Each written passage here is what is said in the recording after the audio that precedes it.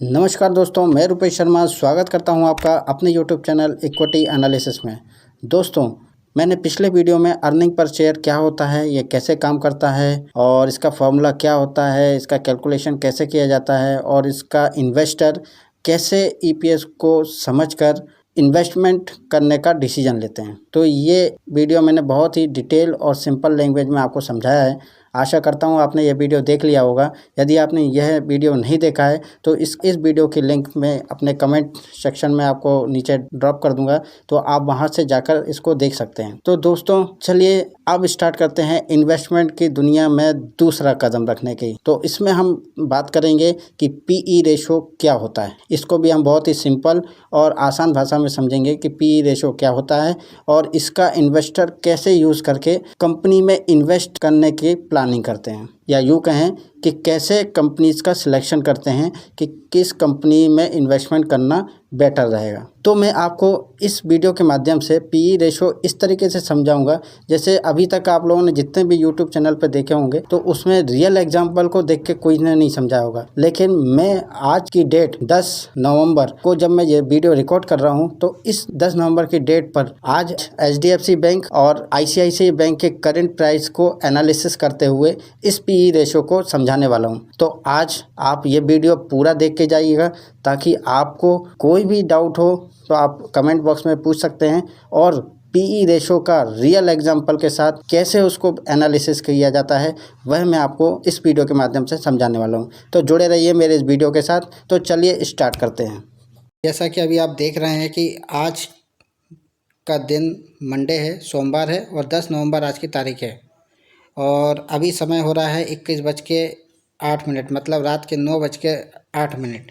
और इस टाइम पर जब मैं ज़ीरोधा काइट अपनी ओपन करके चेक कर रहा हूँ तो मुझे बैंकिंग सेक्टर में जाके एचडीएफसी बैंक का प्राइस 984.50 रुपये दिखा रहा है और आईसीआईसीआई बैंक का प्राइस 1348 रुपये दिखा रहा है। अब मैं इस एचडीएफसी बैंक पर क्लिक करता हूँ और इसके फंडामेंटल पर क्लिक करने के बाद मुझे यहाँ पर दिख रहा है कि ये पीई रेशो, पीई की वैल्यू जो दिखा रही है 20.89, मतलब 20.89 रुपीज़, और इसका सेक्टर की जो पीई वैल्यू है वो 12.31 रुपये है। तो सेक्टर स्पेसिफिक्स होने पर भी हमें यहाँ से क्लियर समझ में आ रहा है कि जो बैंकिंग सेक्टर में इसका जो पी वैल्यू है इस सेक्टर से भी कंपैरिजन कर ले तो इसका पी हमें 20.89, मतलब सेक्टर का जो पी चलना चाहिए उसके भी ज़्यादा हाई चल रहा है। क्लियर है। और आरओई यहाँ पे दिखा रहा है 15.12%। अब हम वापस चलते हैं और आईसीआईसीआई बैंक को एक बार चेक कर लेते हैं। आईसीआईसीआई बैंक पर मैंने क्लिक किया और इसके फंडामेंटल टैब पर मैंने क्लिक किया, तब इसका मैंने सेक्टर स्पेसिफिक 12.31 है और इसका पी जो है 18.01 है, मतलब 18 रुपये समथिंग है। ठीक है। तो इसका आईसीआईसीआई का जो पी रेशो है वह एचडीएफसी बैंक के पी रेशो से कम है। तो पहले मैं आपको बताऊंगा कि पी रेशो क्या होता है, इसका फॉर्मूला क्या होता है और इसका एक छोटा सा एग्जांपल लेके समझेंगे ये कहना क्या चाहता है। फिर हम इसको समझेंगे रियल एग्जांपल से, मतलब एचडीएफसी बैंक और आईसीआईसीआई बैंक के करंट मार्केट प्राइस के हिसाब से पी रेशो क्या होता है, और इसको एनालिसिस कर ये पता करेंगे कि इन्वेस्टर क्या सोच के ये प्लानिंग करते हैं कि एचडीएफसी बैंक में इन्वेस्टमेंट करना है या आईसीआईसीआई बैंक में इन्वेस्टमेंट करना है। क्योंकि अभी हम एक सेक्टर की बात कर रहे हैं, बैंकिंग सेक्टर। इस बैंकिंग सेक्टर में कई सारी बैंकें होती हैं, तो अभी हम ये दो बैंक का एनालिसिस कर रहे हैं और इन दो बैंक के एनालिसिस के बाद हम ये पता करेंगे कि आईसीआईसीआई बैंक इन्वेस्टमेंट करने के लिए बेस्ट है या एचडीएफसी बैंक इन्वेस्टमेंट करने के लिए बेस्ट है। किस बेसिस पर? पीई रेशो के और अर्निंग पर शेयर, ईपीएस के बेसिस पर। ठीक है। तो सबसे पहले समझते हैं कि पी रेशो का पूरा नाम क्या है। यहाँ पी का मतलब होता है प्राइस, जिसे हम कहते हैं current market price of one share. जैसे एचडीएफसी बैंक का 10 नवंबर को एचडीएफसी बैंक का प्राइस जो था वो था 984 रुपये। यह market price current market price है। और ई का अर्थ समझते हैं तो यहाँ पे ई का मतलब होता है अर्निंग्स। यह अर्निंग पर शेयर, प्रति शेयर आय कहलाता है। इसी को कहते हैं ईपीएस। और यह ईपीएस बताता है कि कंपनी ने एक साल में प्रति शेयर कितना प्रॉफिट कमाया है। यहाँ पर HDFC बैंक का 10 नवंबर का EPS 47 रुपीज़ है। अब इसके फॉर्मूले की बात कर लेते हैं कि PE रेशो आखिर होता क्या है। PE रेशो का फॉर्मूला होता है मार्केट प्राइस पर share divided by EPS, earning per share. अब बात करते हैं कि PE रेशो से हमें क्या समझ में आता है कि आखिर यह काम करता क्या है। तो PE रेशो हमें बताता है कि एक इन्वेस्टर कंपनी के 1 रुपये के प्रॉफिट को कमाने के लिए कितने रुपए देने को तैयार है। PE रेशो को हमेशा एक ही सेक्टर के शेयर के साथ कंपेयर करना बेस्ट माना जाता है। अब इसे HDFC बैंक से कंपेयर करते हैं। PE रेशो जब हम HDFC बैंक का PE रेशो निकालते हैं तब फॉर्मूले के हिसाब से 984 रुपये जो करेंट मार्केट प्राइस है उसको डिवाइड करेंगे EPS से। इसका EPS है 47 रुपीज़, तो इसका PE रेशो निकलेगा 20.9 रुपीज़। यहाँ पर HDFC का PE रेशो निकला है 20.9 रुपीज़। तो चलिए लगे हाथ ICICI बैंक का को भी PE रेशो निकाल लेते हैं। तो यहाँ पर 10 नवंबर को ICICI बैंक का करंट मार्केट प्राइस 1347 रुपये और EPS 74 रुपये है। तो इसका PE रेशो कैलकुलेट करते हैं तो उस हिसाब से फॉर्मूले के हिसाब से 1347 रुपये को जो इसकी मार्केट प्राइस है उसको अर्निंग पर शेयर 74 रुपये से डिवाइड करेंगे तो इसका PE रेशो निकलेगा 18.2 रुपये। अब आपने देखा होगा कि HDFC बैंक का PE रेशो 20.9 रुपये निकला है और ICICI बैंक का PE रेशो 18.2 रुपये निकला है। तो चलिए असली खेल अब शुरू होता है। यहाँ पर क्लियर हो जाएगा कि हम रिटेल इन्वेस्टर यहाँ पर क्या गलती करते हैं और इन्वेस्टर यहाँ पर एनालिसिस करके सही स्टॉक का सिलेक्शन कैसे करते हैं।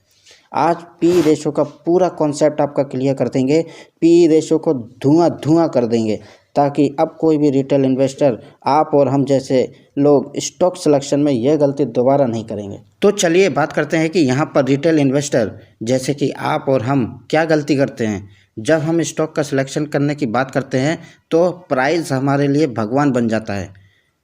बस हम ओनली प्राइस पर ही फोकस करते हैं और किसी भी चीज़ पर फोकस नहीं करते हैं। और प्राइस में भी कौन सी प्राइस, जिस शेयर की प्राइस कम हो। इस केस में HDFC बैंक का प्राइस 984 रुपये है और ICICI बैंक का प्राइस 1347 रुपये है। तो हमें HDFC बैंक अभी सस्ता लग रहा है। हम तो भैया अभी ICICI बैंक की जगह हम तो HDFC बैंक में ही इन्वेस्ट करेंगे, क्योंकि अभी ICICI बैंक के लिए कौन 1347 रुपये एक शेयर के लिए देगा। ये तो बहुत महंगा है।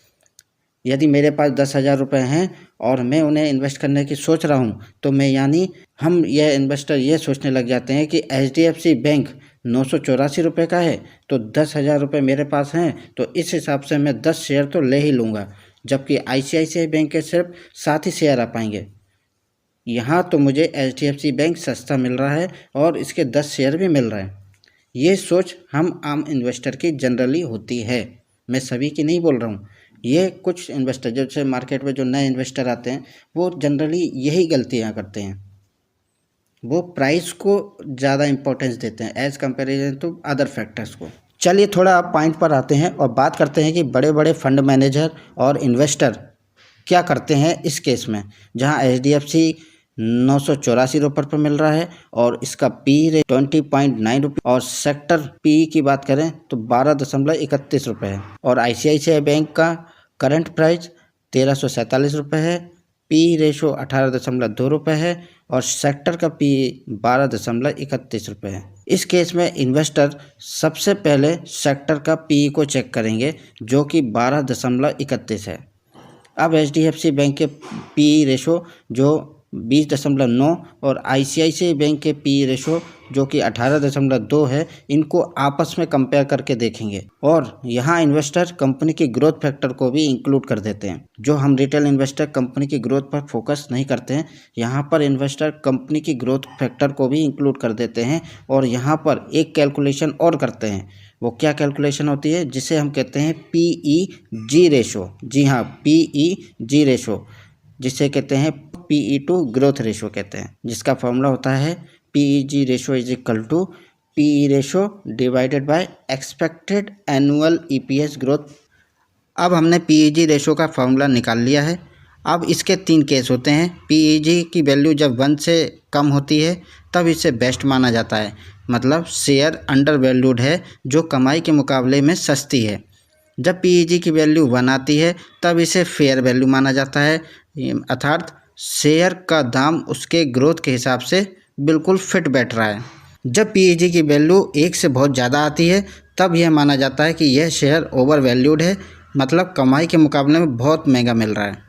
अब इन्वेस्टर दोनों कंपनी की पहले रिसर्च और एनालिसिस करने के बाद यह कैलकुलेट करते हैं कि एचडीएफसी बैंक, जिसका पी 20.9 है, एचडीएफसी लिमिटेड के साथ मर्जर होने के कारण एचडीएफसी बैंक की परफॉर्मेंस को वह फ्यूचर में अच्छी समझ रहा है और ग्रोथ रेट इसका 20% एज्यूम करके चल रहा है। इसी कारण से जो अभी हमारा पी जो 20.9 रुपये दिख रहा है वह इसी ग्रोथ के कारण ज़्यादा दिया गया प्रीमियम है। जबकि आईसीआईसीआई बैंक, जिसका पी 18.2 है, जो इसकी शानदार ग्रोथ को बता रहा है, बट बाजार मान रहा है कि इसकी स्पीड एचडीएफसी बैंक से थोड़ी सी कम हो सकती है। वह मान कर चल रहा है कि इसकी ग्रोथ जो है लगभग 16% रह सकती है। इसी कारण से अभी जो उसका पी है जो कम दिखाई दे रहा है as comparison to HDFC bank के। अब इसके पीईजी रेशो को कैलकुलेट कर लेते हैं कि एचडीएफसी बैंक का पीईजी रेशो क्या होगा। यदि हम फॉर्मूले पे ध्यान देंगे तो PEG ratio is equal to PE ratio divided by expected growth. तो इस हिसाब से एचडीएफसी बैंक का पीईजी रेशो बनेगा 20.9 डिवाइडेड बाय 20, जो आएगा इसका कैलकुलेट होके 1.04 रुपीज़, है ना। जो आपने जो फॉर्मूला अभी चार्ट पढ़ा था कि पीईजी रेशो 1 है कि ग्रेटर देन है कि 1 से लेस देन है, तो उसमें जब हम कैलकुलेट कंपेयर करके देख रहे हैं तो पीईजी की जो वैल्यू यहाँ पर इक्विवेलेंट निकल के आ रही है 1 के, जो कि यह बताता है कि एचडीएफसी बैंक में इन्वेस्टमेंट अभी फेयरली वैल्यू है, मतलब इसमें अभी इन्वेस्टमेंट करना बेस्ट है। जबकि आईसीआईसीआई बैंक का पीईजी रेशो अभी 18.2 डिवाइडेड बाय 16, तो तब वैल्यू जो आएगी वो आएगी 1.14, जो कि ग्रोथ के मुकाबले थोड़ा सा कॉस्टली लग रहा है। जब इसको हम कंपेयर करके देखेंगे पीईजी इज इक्वल टू 1 से, तो ये 1 से बहुत थोड़ा सा ज़्यादा है, तो इसीलिए ये थोड़ा सा कॉस्टली लग रहा है। अब इन्वेस्टर के पास सारी चीज़ें अवेलेबल हैं, सारे डेटा पॉइंट्स उन्होंने निकाल लिए हैं। जैसे एचडीएफसी बैंक की बात करें तो एचडीएफसी बैंक का अब करंट प्राइस क्या है, 984 रुपये है। ईपीएस 47 रुपये निकला है। पीई रेशो 20.9 रुपये है और एक्सपेक्टेड ग्रोथ 20% मान के चल रहा है और इसका पीईजी रेशो 1.04 है। इसी प्रकार से आईसीआईसीआई बैंक का करंट मार्केट प्राइस 1347 रुपये है और ईपीएस 74 रुपये है। पीई रेशो 18.2 रुपये है और एक्सपेक्टेड ग्रोथ 16% है और इसका पीईजी रेशो 1.14 रुपीज़ है। अब बात करते हैं कि इन्वेस्टर की चॉइस क्या है, वह किस में इन्वेस्टमेंट करना प्रेफर करेगा। अब इन्वेस्टर की बात करें तो इन्वेस्टर की 2 प्रकार की चॉइस होती हैं। पहला, या तो वह ग्रोथ इन्वेस्टर हो जो ग्रोथ पर फोकस कर रहा हो। दूसरा, जो वैल्यू इन्वेस्टर हो जो वैल्यू पर फोकस कर रहा हो। जब हम ग्रोथ इन्वेस्टर वाले की बात करते हैं जो ग्रोथ पर फोकस कर रहा है, तो उसका टारगेट यही होता है, वह ऐसी कंपनी को सर्च करता है जो बहुत तेज़ी से बढ़ रही हैं, भले ही उनका पी रेशो बहुत हाई हो या उनको ज़्यादा दाम देना पड़ रहा हो, लेकिन वह हाई रिटर्न की उम्मीद करते हैं। जैसे इस केस में उनकी जो पसंद होगी वह होगी एचडीएफसी बैंक। क्यों होगी? क्योंकि वह हाई एक्सपेक्टेड ग्रोथ को कंसीडर करके चल रहा है जो कि 20% है। एचडीएफसी बैंक का पी 20.9 भले ही ऊंचा क्यों ना हो, लेकिन निवेशक को भरोसा है कि मर्जर के कारण फ्यूचर में इसकी ईपीएस ग्रोथ 20%, जो कि आईसीआईसीआई बैंक से ज़्यादा है, ज़्यादा ग्रोथ दे सकता है। और पीईजी के रिलेशन से भी यह क्लियर हो रहा है कि पीई की वैल्यू जो है 1.04 है, जो कि PEG ratio is equal to 1 के आसपास है। इसका मतलब कि निवेशक ग्रोथ के लिए उचित दाम दे रहा है। पीई जितना ज़्यादा होगा ग्रोथ भी उतनी ही ज़्यादा होगी। तो चलिए अब दूसरे इन्वेस्टर की बात कर लेते हैं जो वैल्यू को ज़्यादा फोकस करता है, मतलब वैल्यू इन्वेस्टर है। तो उसका टारगेट क्या होगा? वह ऐसी कंपनी ढूंढेगा जो मौजूदा प्रॉफिट के मुकाबले सस्ती मिल रही हो और इन्हें सेफ्टी मार्जिन और अंडर वैल्यूड स्टॉक की तलाश होती है। अब इनके हिसाब से इनकी पसंद आईसीआईसीआई बैंक होगी। वो क्यों होगी? क्योंकि वह यह देख रहे हैं कि इसका लोअर पीई, इसकी पीई की वैल्यू कम है जो कि 18.2 एचडीएफसी से कम है और वह अपने मौजूदा प्रॉफिट 74 रुपीज़ ईपीएस के मुकाबले कम दाम पर मिल रहा है, इसीलिए वह HDFC बैंक 20.9 जिसका PE 20.9 है उसके मुकाबले में सस्ता आंक रही है। दूसरा पॉइंट में यदि हम जाते हैं तो इसका PEG के रिलेशन को जब हम कंसीडर करते हैं, जहां PEG 1 से थोड़ा ज़्यादा ज़रूर है, लेकिन वैल्यू इन्वेस्टर यह तर्क दे सकता है कि ICICI बैंक की ग्रोथ भी मजबूत है और इसमें भी HDFC बैंक के मुकाबले जोखिम कम हो सकता है। और अगर HDFC मर्जर में पूरी तरीके से लाभ नहीं मिला तो ICICI बैंक से वह प्रॉफिट ले सकता है। तो इन्वेस्टर के स्टॉक सिलेक्शन का फाइनल कंक्लूजन ये निकलता है कि अगर निवेशक का ध्यान केवल ग्रोथ पोटेंशियल पर है तो वह HDFC बैंक को चुनेगा, और अगर निवेशक का ध्यान वैल्यू एडिशन पर है तो वह ICICI बैंक को चुनेगा। तो अब आप समझ गए होंगे कि इन्वेस्टर कैसे PE रेशो को PEG रेशो के साथ कंपेयर करके कंपनी की ग्रोथ और फ्यूचर परफॉर्मेंस को ध्यान में रखते हुए इन्वेस्टमेंट करते हैं। तो सर, क्या हम PE रेशो देखकर इन्वेस्टमेंट कर सकते हैं? नहीं भाई, सिर्फ PE रेशो देखने से अकेले काम नहीं चलेगा। PE रेशो के साथ साथ हमें कंपनी के डेट, जिसको हम बोलते हैं लोन या कर्ज, मैनेजमेंट और बिजनेस मॉडल को देखना भी बहुत ज़रूरी है। हम रिटेल इन्वेस्टर के साथ यही अंतर आता है कि हम कंपनी के बिजनेस मॉडल को नहीं समझते हैं, बस उसके प्राइस को देखकर ही इन्वेस्टमेंट करना स्टार्ट कर देते हैं, जो कि अब हम यह वीडियो देखने के बाद आगे से नहीं करने वाले हैं। मेरा यह वीडियो देखने के बाद मुझे इतना विश्वास तो हो गया है कि आप लोग इन्वेस्टमेंट स्टार्ट करने से पहले एक बार PE रेशो को तो ज़रूर चेक करेंगे। और हाँ, आप यदि अभी तक मेरा यह वीडियो देख रहे हैं तो आप मेरे इस वीडियो को लाइक करें और कमेंट करके ये बताएं कि आपको इस वीडियो से कितना समझ में आया और यह वीडियो आपको कैसा लगा। और मेरे channel equity analysis with Rupesh को भी सब्सक्राइब करें, साथ ही बेल आइकन पर भी क्लिक कर दें ताकि मेरे ये इन्फॉर्मेटिव वीडियोस आप लोगों तक सबसे पहले पहुंचें। और हाँ, आप इन वीडियोस को शेयर भी कर सकते हैं अपने दोस्त लोगों के साथ, ताकि वह भी करंट मार्केट के प्राइस के हिसाब से PE रेशो को कंपेयर करना सीख लें और इन्वेस्टर कैसे इन्वेस्ट करते हैं वह प्रोसेस भी समझ लें। दोस्तों, यदि आपको इन्वेस्टमेंट करने के लिए पैसे कहां से लाएं या पैसे को सेव कैसे करना है ताकि उसे आप इन्वेस्टमेंट में यूज़ कर सकें, तो इसके लिए मैंने आपके लिए एक वीडियो बनाया है जिसका लिंक कमेंट बॉक्स में नीचे दे रखा है, तो आप उसे जाकर भी देख सकते हैं। तो चलिए फिर मिलते हैं अगले वीडियो में, जहां मैं आपको ROE क्या होता है डिटेल में एक्सप्लेन करूंगा। तब तक के लिए धन्यवाद। जय हिंद, जय भारत।